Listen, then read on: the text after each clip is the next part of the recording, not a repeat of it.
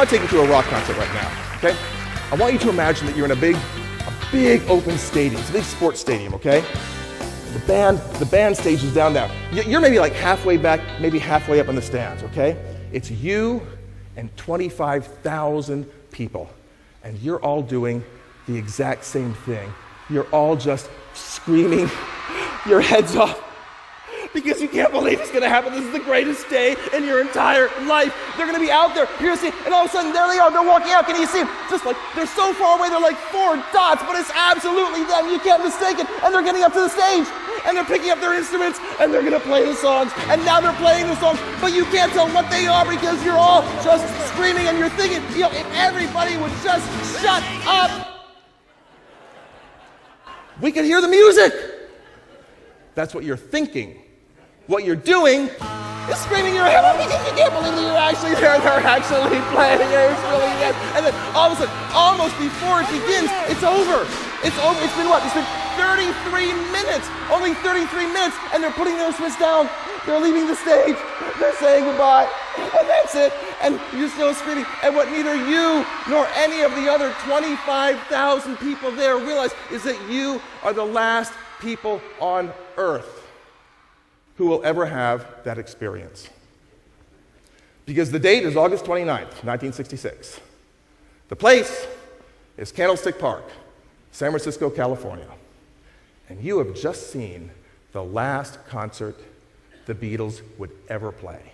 And when you're talking about success, sometimes it's helpful to look at those who've already achieved the kind of success that we'd all like to achieve. And you know what? Whether you like them or not, when it comes to success, the Beatles are the gold standard. Bill Stainton is a 29 Emmy Award-winning TV producer, writer, and performer, the author of 9 business training programs in use worldwide, and an internationally recognized Beatle expert who literally wrote the book on the Beatles' success. He blends the business smarts he learned from 20 years of corporate management with the showbiz sparks he gleaned from working with people like Seinfeld, Jay Leno, and Ellen DeGeneres to create entertaining and enlightening presentations enjoyed by audiences around the world. Bill is the one speaker who truly does combine business smarts with showbiz sparks and a touch of the Beatles for a keynote that will make you the star of your event. They were together fewer than 10 years. 10 years! I mean, come on, that's nothing. Be honest with me here. How many of you have underwear older than that? Imagine it. Your records are consistently hitting the top of the charts. You're playing to sold-out stadiums all around the world. Everybody from corporate bigwigs to heads of state to royalty wants to hang out with you. People are screaming at you everywhere you go. I know, you're insurance professionals. You're used to having people screaming at you. You're performing at your peak, and no one can touch you. Creatively, artistically, financially, no one can touch you. I'm getting quivery just thinking about it. It's amazing. You're the best of the best, and not incidentally, along the way, you're also creating a legacy of work that not only is going to far outlive you, but that's raising the bar of what's possible in your industry to unimagined heights. You're doing this over and over and over again. Because you're not just a musician. You're not just a rock star.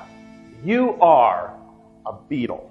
So why are we talking about the Beatles today? I mean, really, why do we even care? Especially since there are some people who don't even like the Beatles.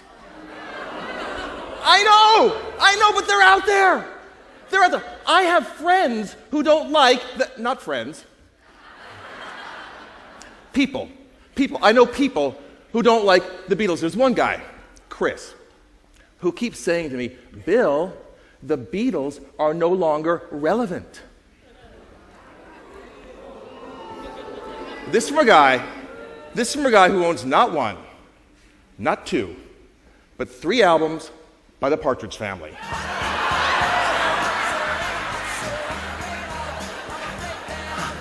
Did you even know they had 3 albums? Mostly, I think it comes down to 5 decisions that they made. 5 ideas, simple individually, but you put them together and really use them, and they can change everything and take you to the top of the charts. And so that's what I want to talk with you about for the next few minutes. Specifically, the 5 best decisions the Beatles ever made and why you should make them too.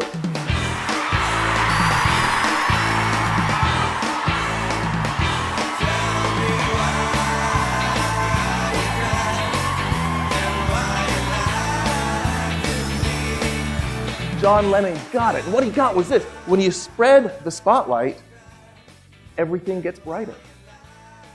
When you build a great team and make it about the team instead of just you, when you make it about the team, bring in a great team and share the credit, you're going to get great results. How did the Beatles rise to the top? Well, they had something special. What they had was a single shared vision. And it was this. They were going to be bigger than Elvis. When you play to your strengths, you make better music. When you play to your strengths, you get better results. So what is it that you can do better than anyone else? See, the Beatles knew one thing. They knew that if you really want to make an impact, if you want to create a legacy so strong that 40 years after you're done, people are still holding you up as the gold standard in your industry, you have to shake it up. This album shook everything up. I'm sorry. For you kids in the audience, this is called a record album.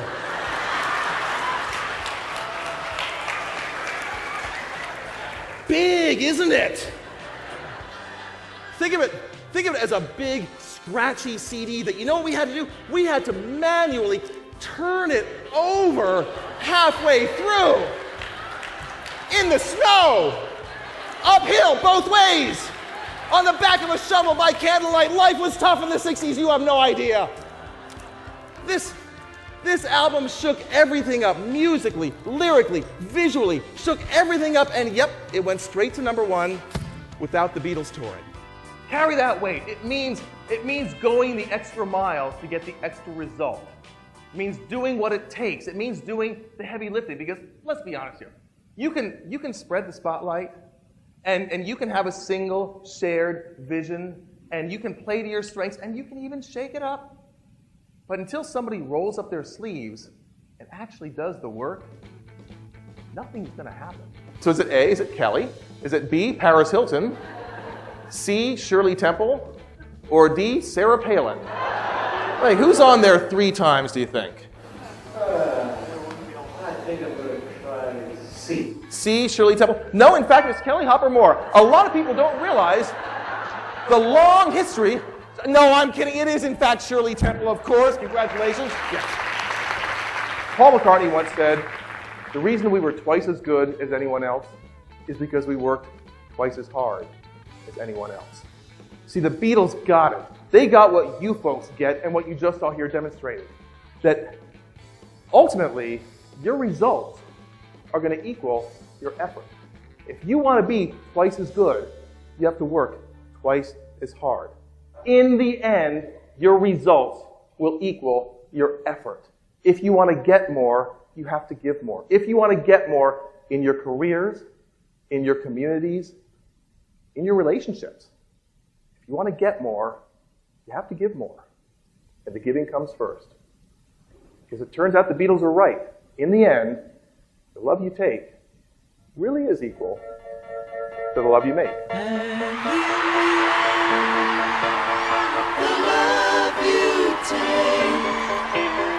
Is equal to the love you make. Thank you so much for your attention. How about a big hand for the Almost Fab 4? Thank you to all of you. Have a great summit.